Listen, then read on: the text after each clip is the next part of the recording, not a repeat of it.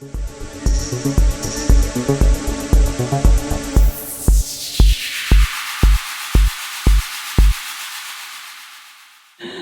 good morning everyone. Good morning. Great to see you. Great to have a bit of time without some rain. So let's pray. Thank you, Lord, our great Creator. We just thank you so much for everything that you are doing. We ask for your wisdom and we ask for your guidance as we always do. And we thank you that you are leading us in the path ahead. So be it. I'd like to thank the businesses who helped us out with our national weekend, and they just did an amazing job. We thank you so much. We thank Sprinkles and Love for the beautiful cake. They helped us out, and it was amazing. Harvey Norman and the prizes that they gave us were just beautiful. Dan Murphy's, Officeworks, and their promise of future assistance, which they gave to Rhonda. We appreciate that so much. Woolworths, Mount Pleasant, Primal Coffee, and we are supporting them every week. We are at Primal Coffee at 11 o'clock every Friday for a cuppa and a chat, and it's just a real laid back, it's just a good time. Slate Point Mechanical, thank you so much. Liz from Spinal Flow and Jess from the Fire Inside. That's our list of local businesses who donated to us. But I'd also like to thank very much the Prickly Pineapple, who provided fruit, amazing amount of fruit for our event at Conway Beach on Sunday. So thank you very much from Early Beach. Mackay Life did a write-up advertising it, and then they actually put this in this week about it. So just this write-up down here, it's brilliant. It's beautifully written, isn't it, Rhonda? It's just great. They've been such a support to us, so thank you, Mackay Life. Next Wednesday is a council meeting. We all know the CEO's gone. It is my belief, and probably the belief of every person here, that we have a right to know why and how. There are far too many question marks about this. We need a lot of people at that council meeting all the time, every time.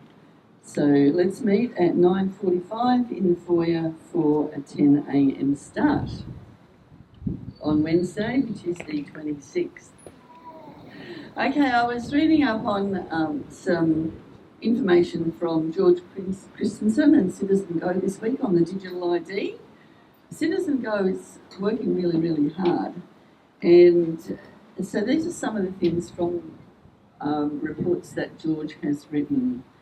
We're in the fight of our lives against one of the most dangerous threats to Australian freedom, and that would be the digital ID system. The Albanese government rammed the digital ID legislation through Parliament, silencing any opposition and ignoring the public outcry. Don't think that your government works for you. Liberal and Labor are two wings of the same bird. So they might have rammed it through, but they're still trying to work out how they can actually operate it.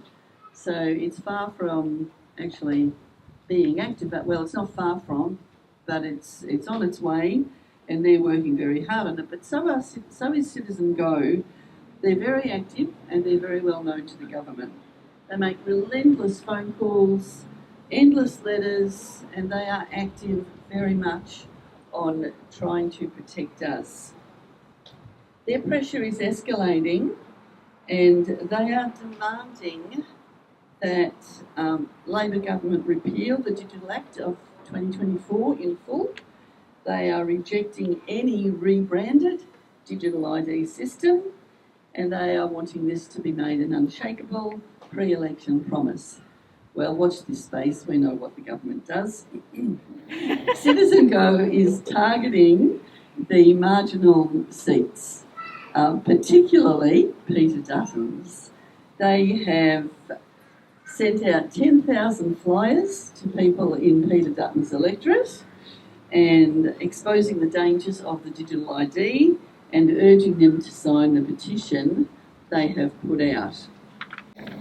So this is the flyer they put out. I am actually going to ask George for a proper copy of it, because I kind of had to just cut and paste and get that together in a hurry this morning. But it's excellent. So we can pass that around. So I want to talk about the digital ID, and just for a minute, and explain that everyone is the target is everybody to have a digital ID. It has come in and is continuing to come in incrementally. The noose is being tightened around our neck every day. There's something it's tighter. Something else has come in. Every movement will be tracked. What will it mean to us to have a digital ID? It means every one of our movements will be tracked.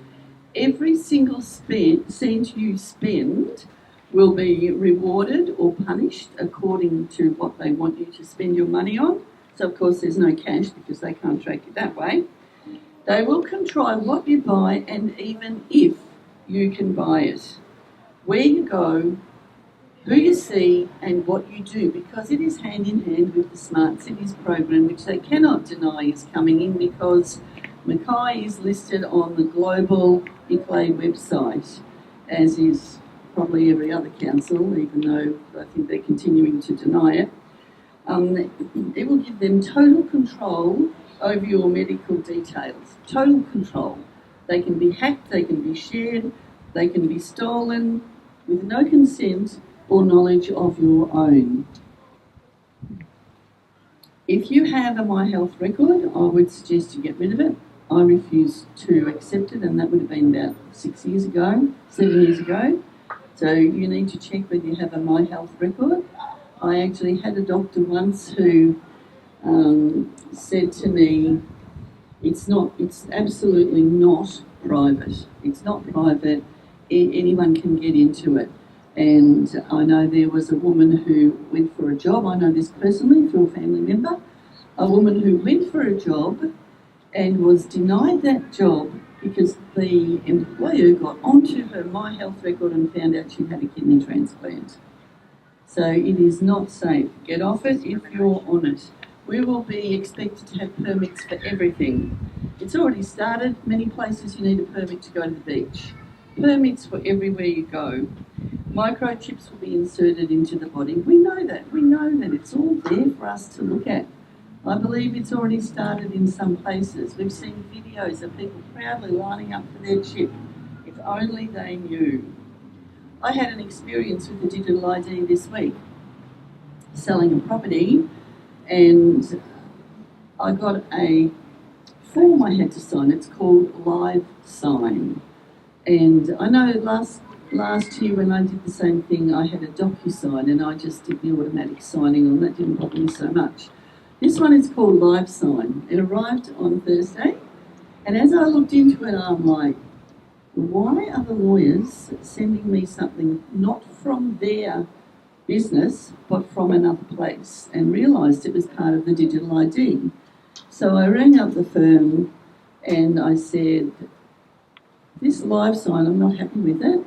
Is this part of the digital ID? And immediately said, yeah, absolutely. I said, well, I will have no part of it. I will sign nothing for you via Live Sign.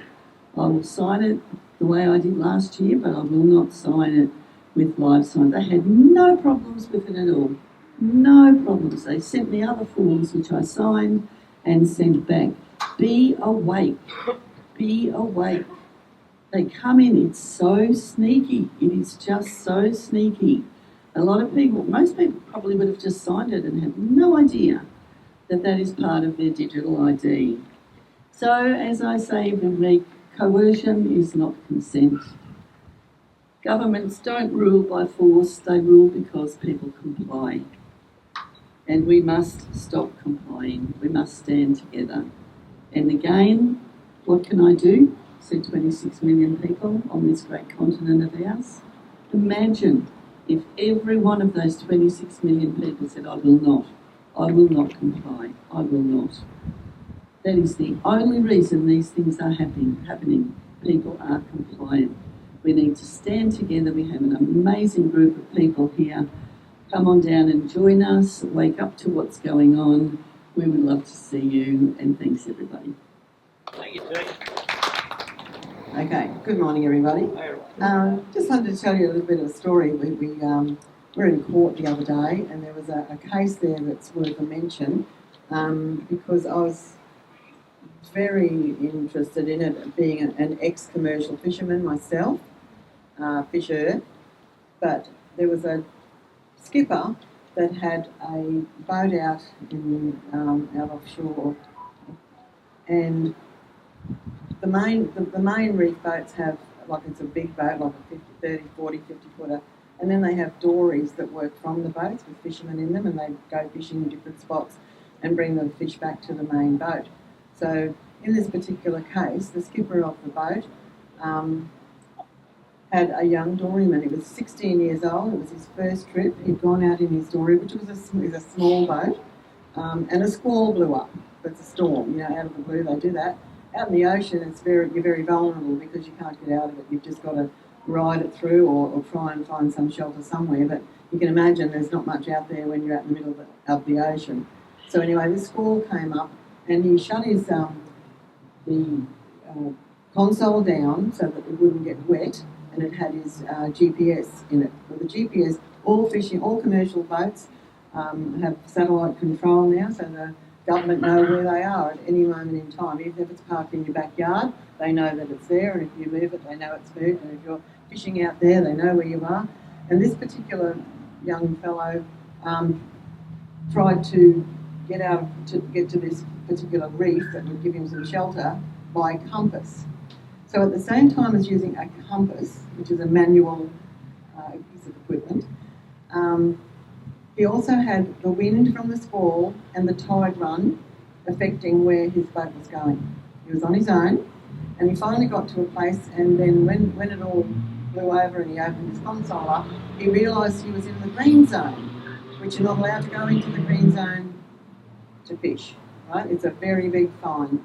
I can be wrong, but something like $15,000 or $25,000 fine if you are caught in the green zone. And you don't have to be physically caught. The GPS will let them know that you're in there. So when he got back to the boat, this is a court case that we were listening to. When he got back to the main boat and the skipper was alerted to the fact that he'd gone into this green zone, the skipper straight away notified the authorities what had happened. So they looked into it, he gave them all the details, they looked into it, and he was given a warning to be more careful, not to let it happen again. No fish were caught. This young boy was just trying to get out of the weather event that was on top of him.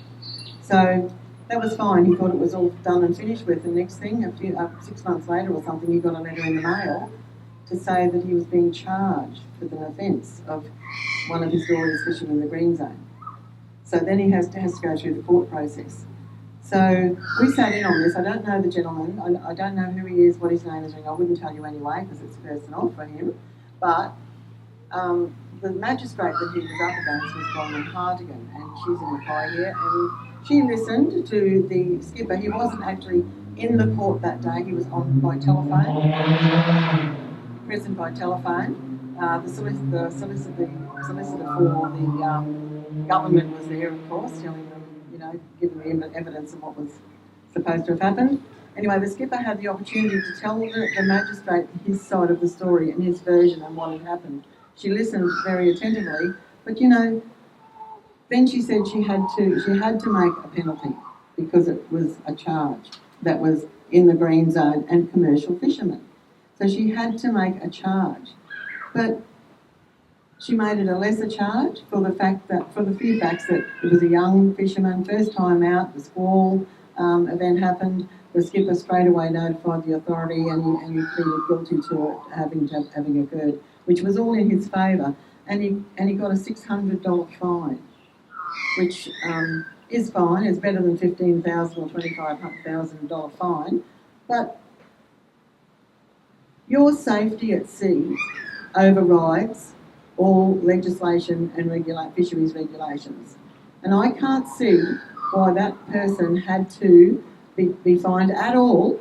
A warning, yes, a fine at all, because it was the young man's safety was at risk. So I never got the opportunity to say that in the court, of course, because I was just a bystander. I was just a listener. I was just in the audience, if you want to say that.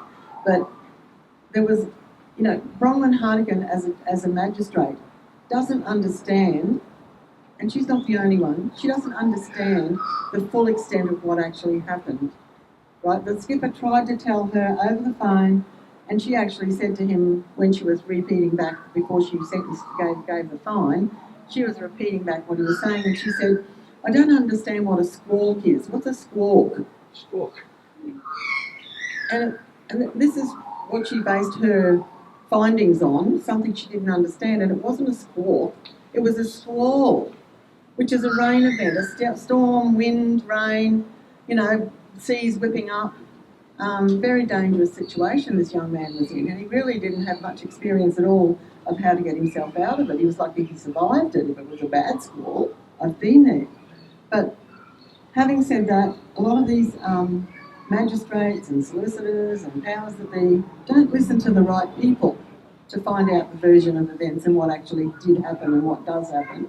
And then they come down with a fine on top of fishermen that have long experience in their field. They're never asked questions, they're never asked their opinion on anything. They're just handed down regulations and legislation that are very difficult to control and to handle. So I just wanted to let you know that this is just one area of our government, of how they act. We had a fishing minister. The Minister for Fisheries had a press conference one day holding a fishing rod upside down. That's how much he knew. He was actually on television at a press conference pretending he was fishing, and the fishing rod was upside down. That's how good it is. So yeah, we've battled the Fisheries Department for 20 odd years, and we ended up giving up because it was just too stressful and traumatic. And I see a lot of that in the news lately. A lot of other fishermen are finding the same happening. So once again, yes, and I think she did report a conviction on this skipper as well. The young fellow didn't get a conviction or a fine because he was 16, and probably something to do with his age, and his lack of experience. But the skipper had a conviction reported as well. So bring some common sense into our law. Well, we will be at Birragubba. We'll have a lot easier laws still to look after everybody and make everybody safe.